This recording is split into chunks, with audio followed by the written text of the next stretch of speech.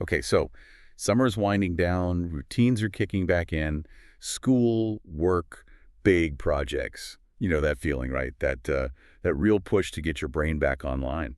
Sharpen the focus, boost concentration, find that mental stamina again. We're all kind of aiming for that peak cognitive performance. And yeah, we know the basics. Good sleep, exercise, nutrition, absolutely key for brain health, non-negotiable.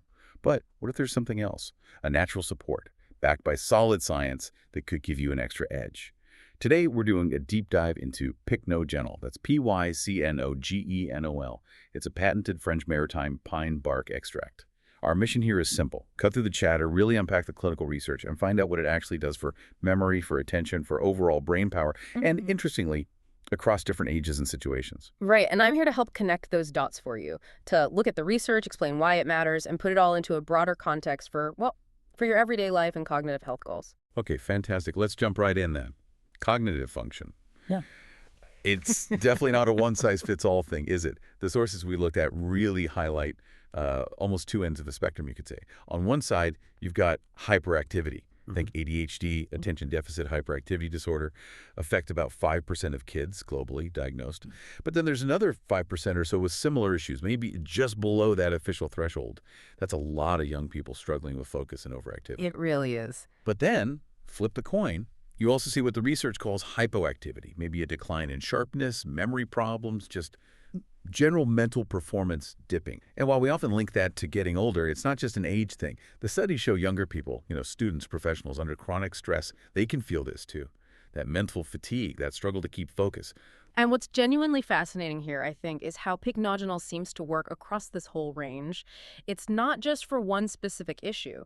The research shows benefits from reducing hyperactivity in children, right through to improving cognitive function in students under pressure, and even helping healthy adults stay sharp. That adaptability is really interesting. It's like it's helping to sort of tune the brain, whether it's a bit too active or maybe needs a bit of a boost. It addresses these quite different challenges. Okay, so let's dig into that first part, the hyperactivity in kids. This is where it gets really compelling, I think. ADHD. It's the most common behavioral disorder in children, right?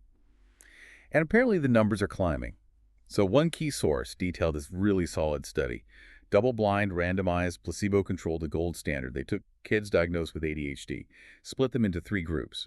One got pycnogenol, one got methylphenidate hydrochloride, that's often known as Ritalin, and one got a placebo. This went on for 10 weeks. A direct comparison, which is really valuable. Exactly. And the results, based on what the teachers were seeing, pretty striking. Hyperactivity and impulsivity, they improved significantly. About 34% better with pycnogenol and 36% with Ritalin, both compared to the placebo group. So very similar effectiveness there. Right, almost neck and neck on those symptoms. Yeah, and inattention improved with both too. But, and this is the crucial bit, the side effects. Ritalin came with a list. Mood changes, stomach problems, sleep issues, headaches, racing heart, loss of appetite, even significant weight loss. That's a heavy trade-off for a child. Totally. But pycnogenol, the study reported an almost a complete lack of adverse effects. And get this, it actually led to physiologically appropriate weight gain. The kids gained weight normally as they grew. That's a massive difference, isn't it? It's not just about managing the symptoms, it's about the child's overall well-being. The researchers actually concluded that pycnogenol is, and I quote, a good and efficacious alternative for MPH and children's ADHD, especially in the school environment. I mean, think about that. A natural option, similar results on the core symptoms, but without that downside physiologically. That's significant. Hugely significant for parents and kids navigating this. And it wasn't just a one-off finding either. There was another study, similar design, double-blind, randomized, placebo-controlled, 4 weeks of pycnogenol. It showed noticeable improvements again. Hyperactivity down by 18% according to parents, 16% by teachers. Attention up 14% and 10%. And again, crucially, 0 reported side effects. That consistency really builds confidence, doesn't it? it does. And if we dig a bit deeper into how this might be happening, the research looked at the biochemistry in these kids with ADHD. They saw a normalization of stress hormones, things like adrenaline or adrenaline, dopamine. You can think of them as the brain's alertness or stress messengers. Okay. In ADHD, these can often be out of whack, contributing to the hyperactivity and attention issues. Pycnogenol seemed to help bring that system back towards balance. It's working on the underlying chemistry. Exactly. And more than that, they measured something called 8-oxygen levels. It's a marker of DNA damage from oxidative stress. Those levels went down significantly. Wow. Yeah. Plus, the kids' natural antioxidant defenses, like glutathione, actually improved. So it suggests pycnogenol isn't just, papering over the cracks. It seems to be fostering a healthier, more stable environment at a cellular level in the brain. Right. Tackling some root causes, potentially. Okay, so that's the picture for children with hyperactivity. But what about the rest of us? What does this mean for, say, students pushing for exams or professionals trying to stay sharp under pressure? Yep. Let's shift focus now to enhancing cognitive function. There was this interesting observational study with 53 healthy students aged 18 to 27.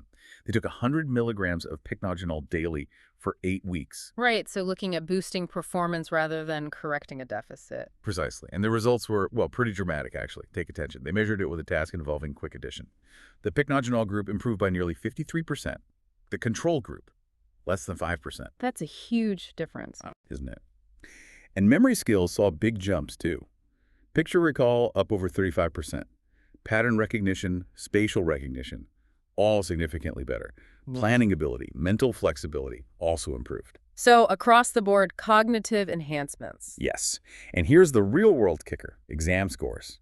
The students taking pycnogenol, they scored 7.6% higher on their academic exams compared to the control group. Now, that's a tangible outcome. I mean, it's not just feeling sharper. It's actually performing better when it counts. Imagine having that kind of edge during finals week. Absolutely. It really speaks to optimizing brain function during those intense periods of learning and stress. Okay, so that's students. What about professionals?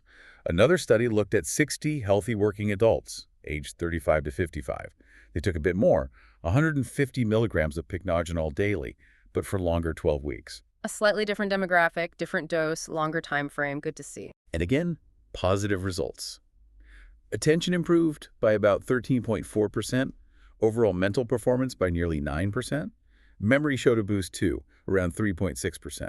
Overall cognitive function improved by 10% in the pycnogenol group. The control group, only about a 4% increase. Still a clear benefit. And there was another really important finding in that professional study, wasn't there? Something about stress. Yes, exactly. They measured oxidative stress levels in the blood, basically, those damaging free radicals.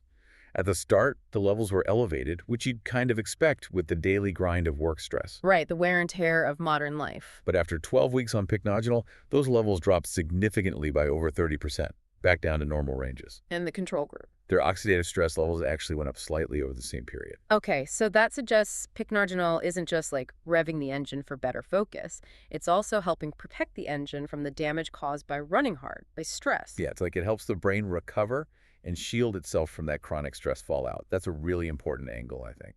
Definitely. It's about resilience, not just peak performance. So we've seen what it can do. Impressive results across different groups. Now the big question, how? What's actually going on under the hood? How can pycnogenol have these broad benefits, from calming hyperactivity to boosting memory and fighting stress? The research points strongly towards something called nitric oxide, or NO. Ah, yes. Nitric oxide. Crucial little molecule. Crucial. Think of it like a master regulator for your blood vessels, especially in the brain. And pycnogenol seems to be very good at helping manage NO production and function. So how does NO help the brain specifically? Well, several ways. It helps relax blood vessels that might be too tight or constricted. This helps normalize blood pressure and, really importantly, boost blood flow. Imagine your brain cells needing a constant delivery of oxygen and fuel. NO helps ensure those delivery routes, the blood vessels, are wide open, keeps everything well supplied and energized. Makes sense. Better plumbing, better performance. Pretty much. And beyond blood flow, NO also acts as a key modulator for neurotransmitters, those chemical messengers that let brain cells talk to each other. So it influences mood, learning, memory, all sorts of things. Okay. And get this. The study suggests that the active bits of pycnogenol can build up inside the cells lining the blood vessels, and they might even cross the blood-brain barrier, so they get right to where the action is needed. Right, and it's not just about more NO, is it? It's about the right amount. Pycnogenol seems to have this clever dual action. It stimulates the enzyme, eNOS, that makes the good, healthy levels of NO we need for normal function. Okay, the beneficial NO. But it also helps prevent the overproduction of NO from another source, an enzyme called INO, which often gets activated during inflammation and can actually be harmful in excess. So it boosts the good NO and dampens down the potentially bad inflammatory NO. Exactly. It's about maintaining maintaining that healthy balance, getting the Goldilocks amount, not too little, not too much for optimal brain health. That's quite sophisticated. Hmm. Now, you mentioned inflammation there. We also talked earlier about how chronic stress can harm cognitive function. The sources link this back to inflammation and oxidative stress in the brain, right? Absolutely. These aren't just vague ideas. They are real physiological processes that can damage brain cells and impair function over time. Daily stress, environmental factors, Hmm. they all contribute. So how does pycnogenol fit into protecting against that? Well, this is where its powerful anti-inflammatory and antioxidant properties really shine. The research is quite clear on this. It acts quickly to sort of turn down the inflammation dials. It helps prevent the activation of pro-inflammatory enzymes like 5-LOX and KOX2. Some studies showed effects in just 5 days. That's fast. It is. And it also inhibits key inflammation triggers like something called NF-kappa and MMP9 release. These are major players in the inflammatory cascade. So it's hitting inflammation from multiple angles. Precisely. And then there's the antioxidant side. We mentioned earlier how it reduced that DNA damage marker 8-oxyG in the ADHD study. And boosted glutathione. Yes, and remember the professional study where it slashed those plasma-free radicals, the oxidative stress markers? By over 30%, yeah. So you combine that powerful antioxidant action with the anti-inflammatory effects. Pycnogenol is essentially creating a much safer, less stressed environment for your brain cells to function in. It's tackling those underlying cellular stressors that can really degrade cognitive performance. Okay, so let me try and summarize this how. It seems pycnogenol works on a few key levels. It helps regulate nitric oxide for better blood flow and brain cell communication. Check.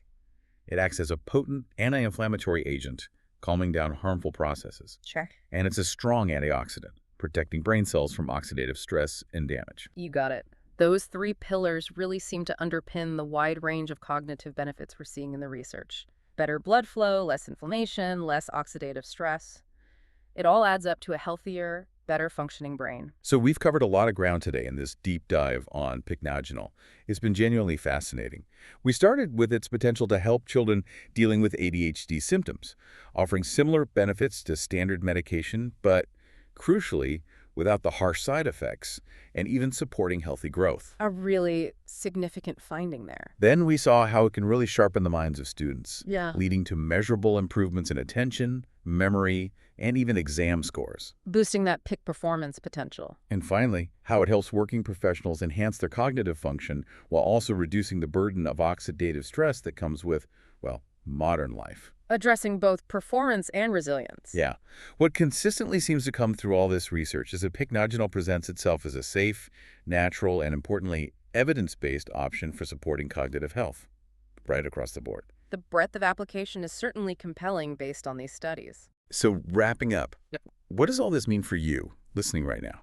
When you think about the demands on your brain every single day, the constant need to focus, learn, remember, and you factor in the impact of stress, well, what are the bigger takeaways here? How might understanding natural compounds like this, understanding how they work, change the way you think about your own brain health strategy?